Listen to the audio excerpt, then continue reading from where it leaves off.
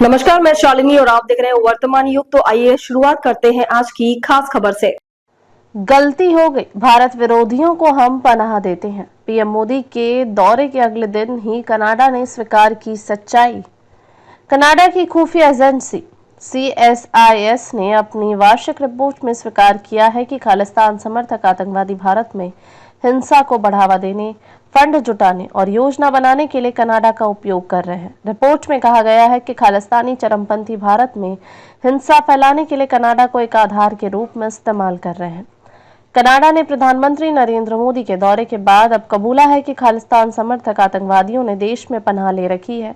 Canada की प्रमुख खुफिया agency Canadian security intelligence service CSIS ने पहली बार आधिकारिक तौर पर स्वीकार किया है कि खालिस्तान समर्थक आतंकवादी भारत में हिंसा को बढ़ावा देने, फंड जुटाने और योजना बनाने के लिए कनाडा की धरती का इस्तेमाल कर रहे हैं। CSIS ने बुधवार को अपनी वार्षिक रिपोर्ट जारी की है।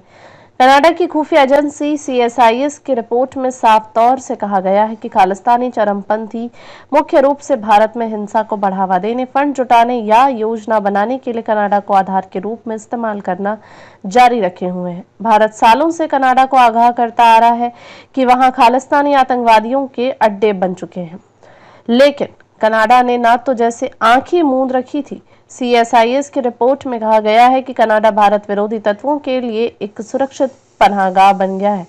इसके साथ ही एजेंसी ने यह भी कहा है कि अब जाकर हमें इस बात का इल्म हुआ है कि भारत की ओर से सालों से जताई जा रही चिंताएं सच थीं। रिपोर्ट में कहा गया है कि 1980 के दशक में कनाडा में राजनीति से प्रेरित हिंसक उग्रवाद PMVE का खतरा मुख्य रूप से कनाडा की धरती से पनपे उग्रवाद से आया था। खबरों में अब तक के लिए बस इतना ही। फिर होगी आपसे मुलाकात, तब तक के लिए नमस्कार और देखते रहिए वर्तमान युग। ऐसे ही लेटेस्ट अपडेट पाने के लिए हमारे चैनल को सब्सक्राइब करें और तुरंत नोटिफिकेशन पाने के लिए बेल आइकन दबाना ना भूलें। यदि आप हमें फेसबुक या इंस्टाग्राम के माध्यम से देख रहे हैं तो हमारे पेज को फॉलो जरूर करें। धन्यवाद।